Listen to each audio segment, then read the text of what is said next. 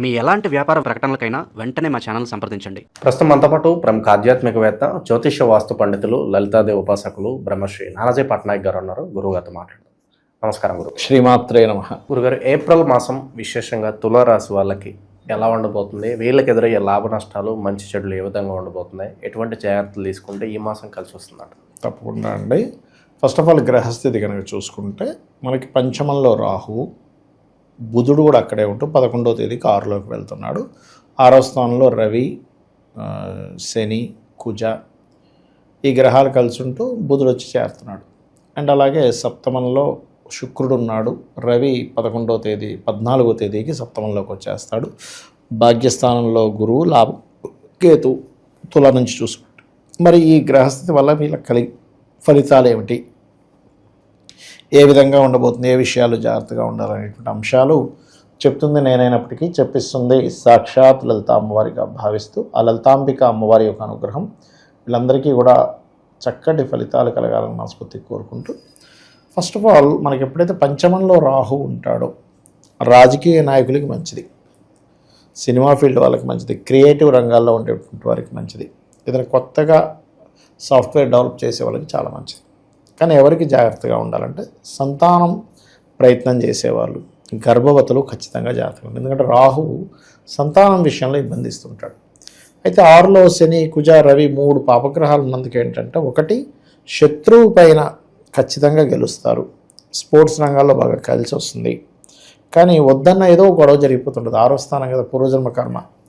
ఎవడో ఎక్కడి నుంచో వచ్చి మనతో గొడవ పెట్టేసుకుంటాడు. ఏమిట్రా ఇలాంటి అసలు మనకు సంబంధం లేనివాడు వచ్చి ఎవడో గొడవ. ఇప్పుడు మనం చూడండి, ఒక్కోసారి ట్రాఫిక్లో వెళ్తూ ఉంటే ఎవడో ఇలా అంటాడు.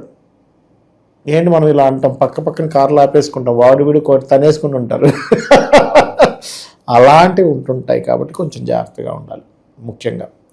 అలాగే భాగ్యంలో గురువు ఉన్నందుకు కాస్త తండ్రి గారి ఆరోగ్య విషయంలో కొద్దిగా జాగ్రత్తగా ఉండాలి. మెడికల్ రంగాల్లో ఉండేటువంటి వారికి కొంత బాగుంటుంది. అందులో మెడికల్లో పర్టికులర్గా ఈ సర్జరీ చేసేటువంటి వారికి చాలా బాగుంటుంది. ఆయుర్వేదం డాక్టర్స్ వీళ్ళందరికీ కూడా చాలా చాలా బాగుంటుందని చెప్పుకోవచ్చు చెప్పాలంటే. ఇక బిజినెస్ పరంగా, ఇన్వెస్ట్మెంట్స్ పరంగా వీళ్ళకి ఎలాంటి సూచనలు ఇస్తారు గురువు? బిజినెస్ డెవలప్మెంట్స్ ఉంటాయండి. ఎందుకంటే లాభస్థానంలో కేతు మంచివాడే.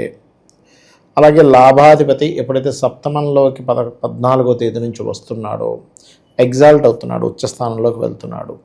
సో లాభాధిపతి వెళ్తున్నందుకు కొంత బిజినెస్ పరంగా కొన్ని మార్పులు, అండ్ అలాగే పార్ట్నర్స్ మూలంగా కొంత సపోర్ట్ లభించడము ఇటువంటివి ఉన్నాయని మనం చెప్పుకోవచ్చు. అదేవిధంగా ఇంట్లో ఉండే జీవిత భాగస్వామి కూడా ఎందుకు నేను కూడా వస్తాను, నేను కూడా మీకు సపోర్ట్ చేస్తాను అనేటువంటిది మనం చూస్తాను చెప్పాలంటే. అలాంటి ఇది మనకు కనబడుతుంది అక్కడ చెప్పాలంటే. శుభకార్యాల విషయానికి వస్తే ఏ విధంగా ఉండబోతుంది గురుగారు? సర్వసాధారణంగా గురువు 9లో ఉన్నప్పుడు కొన్ని శుభకార్యాలు జరుగుతాయి. కాకపోతే ఇక్కడ ఏంటంటే స్ట్రెస్ఫుల్గా జరుగుతాయి. ఎందుకు అంటే గురువు ఏ గ్రహమైనా వాళ్ళ పర్సనల్ చార్ట్లో అయినా గోచారంలో అయినా అది ఎలా ఉందనేది కావాలండి. ఇప్పుడు ఎలా అంటే మీకు ఒక విషయం చెప్తా. మన చుట్టాలు, ప్రతి జీవుడికి చుట్టాలు, తల్లి, తండ్రి, అక్క, చెల్లి అందరూ ఉంటారు. తమ్ముడు ఉన్నాడు ఒక జీవుడికి, ఒక వ్యక్తికి. ఆ తమ్ముడు సపోర్ట్ చేసే తమ్ముడు ఉంటాడు, ఆస్తి కోసం గొడవ పెట్టుకునే తమ్ముడు ఉంటాడు, లేకపోతే ఇంకోటి ఏదో మన మీద ఇంకో రకమైన ప్రచారం చేసి అన్నో తమ్ముడో ఉంటాడు. ఏంటంటే ఒక్కొక్కరికి ఒక రకంగా ఉన్నారు. ఏంటి అంటే వాళ్ళ స్వభావం బట్టి వీళ్ళతో సపోర్టా లేకపోతే మైనస్సా ప్లస్సా అనేది ఎలా ఉంటుందో, గ్రహం కూడా ఎప్పుడూ కూడా అది సింగిల్గా ఎటువంటి ఎఫ్లిక్షన్ లేకుండా ఉంటే అది మంచి ఫలితం ఇస్తుంది. సో ఇక్కడ ఏంటంటే తులవారికి కొంచెం ఈ గొడవల పరిస్థితి రిలేషన్స్తో ఉన్నాయి. కాబట్టి నన్ను అడిగితే ఈవెన్ తండ్రితోని, గురువులతో కూడా కొంత గొడవలు అవుతాయి వీళ్ళకి, తండ్రి వరుస వాళ్ళతోని వీళ్ళతో కూడా. కాబట్టి ఏదైనా కొద్దిగా జాగ్రత్తగానే ఉండాలి. ఎందుకంటే 6లో ఎప్పుడైతే మనకి ఈ పాపగ్రహాలు ఉన్నాయో పరాక్రమం, కాకపోతే ఈ పాపగ్రహాలు ఉన్నందుకు స్పోర్ట్స్ రంగాల్లో ఉండేటువంటి వారికి, కాంపిటీషన్ ఎగ్జామ్స్ రాసేటువంటి వారికి చాలా బాగుంటుంది చెప్పాలంటే. ఇక వీళ్ళకి ధనపరంగా ఎలా ఉంటుంది గురుగారు? ఆ ధన నష్టం ఏమన్నా ఉంటుందా? మరి మనీ ఫ్లోటింగ్ పెరగాలంటే ఏమన్నా పరిహారాలు తెలియదు? మనీ అనేటువంటిది ఎలా ఉంటుందంటేనండి, అప్పు లభిస్తుంది. కానీ అప్పు విషయంలోనే ఎవరి దగ్గరైనా తీసుకోవడం, ఇవ్వడం విషయంలో జాగ్రత్తగా ఉండాలి. ఎందుకంటే 2వ స్థానాన్ని మనం ధనస్థానంగా చూసుకుంటాం ఆస్ట్రాలజీలో. ఆ సెకండ్ లార్డ్ యొక్క కండిషన్ ఎలా ఉందో చూసుకోవాలి. చూసుకుంటే సెకండ్ లార్డ్ వెళ్ళి ఏమయ్యాడు, శనితో కలిసి ఉన్నాడు. మళ్ళీ ఇంకో రవితో కూడా కలిసి ఉంటున్నాడు. 2వ తేదీ నుంచి 14 వరకు రవి క్యూజులు కలిసి ఉంటే 2వ తేదీ నుంచి కంప్లీట్గా శనితోనే కలిసి ఉంటాడు పూర్తిగా 45 రోజుల పాటు.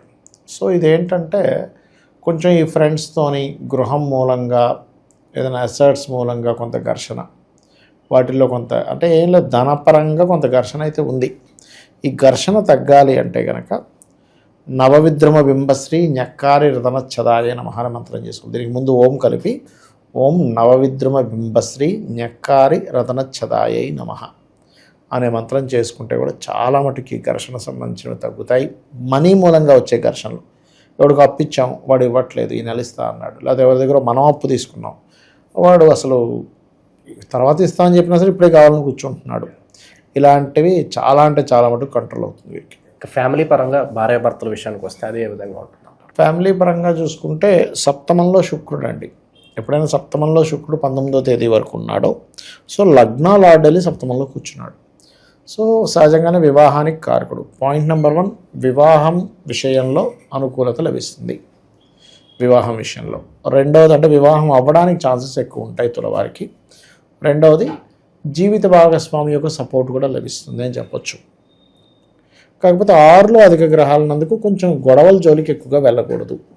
ఎంత మీరు ఈ గొడవల జోలికి వెళ్తూ ఉంటే 6th హౌస్ యాక్టివ్ అవుతుంది. ఇక్కడ ఏంటంటే మనం చేసే రియాక్షను, మనం చెప్పేటువంటిది, మనం అనుకునేటువంటిది ఏదైతే ఉంటుందో దాని ఎఫెక్ట్ అనేటువంటిది మన హౌస్ మీద పడుతూ ఉంటుంది. హౌస్ అంటే కట్టుకున్న ఇళ్ళని కాదు, ఆ 12 గడుల్లో దేని మీద పడుతుంది అనేటువంటిది మనం తీసుకోవాలి.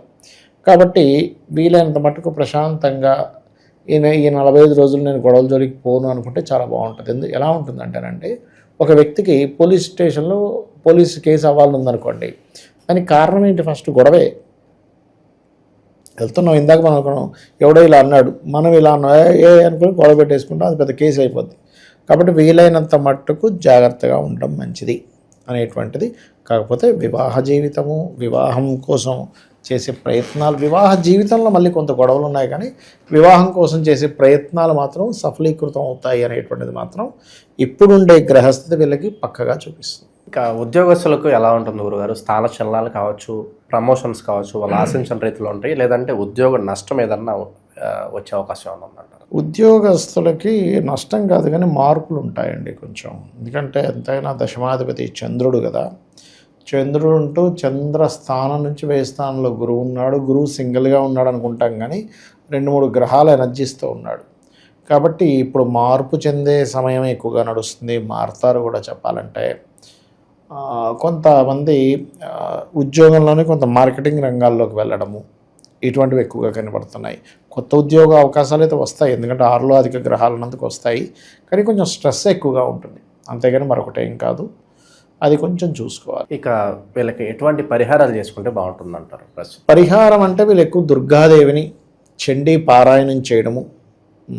మనకు కొంతమంది సామూహికంగా భజనలు అవి చేస్తారు చూసారా, మెయిన్గా అసలు అది పార్టిసిపేట్ చేయాలి. ఎందుకంటే పంచమంలో ఉండే గ్రహం రాహువై పంచమాధిపతి ఈ కుజరవులతో కలిసి ఉన్నాడు. ఎప్పుడైనా కుజరవులతో కలిసినప్పుడు శక్తి, మీరు భజన చేస్తే శక్తి ఉత్పన్నం అవుతుంది.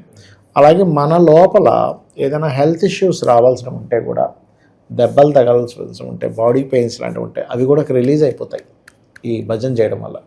కాబట్టి నన్ను అడిగితే హనుమత్ భజనో, లేకపోతే దత్తాత్రేయుడిదో, లేకపోతే ఎనీ దేవత భజన, రామ భజన ఇట్లాంటివి చేస్తూ ఉంటాం. భజన చేయడం అనేటువంటిది దేవతా సంబంధంగా భక్తి శ్రద్ధలతో చేస్తే వీళ్ళని ఖచ్చితంగా కాపాడు. మంచి విశ్లేషణ అందించారు, ధన్యవాదాలు. శ్రీమాత్రే నమః.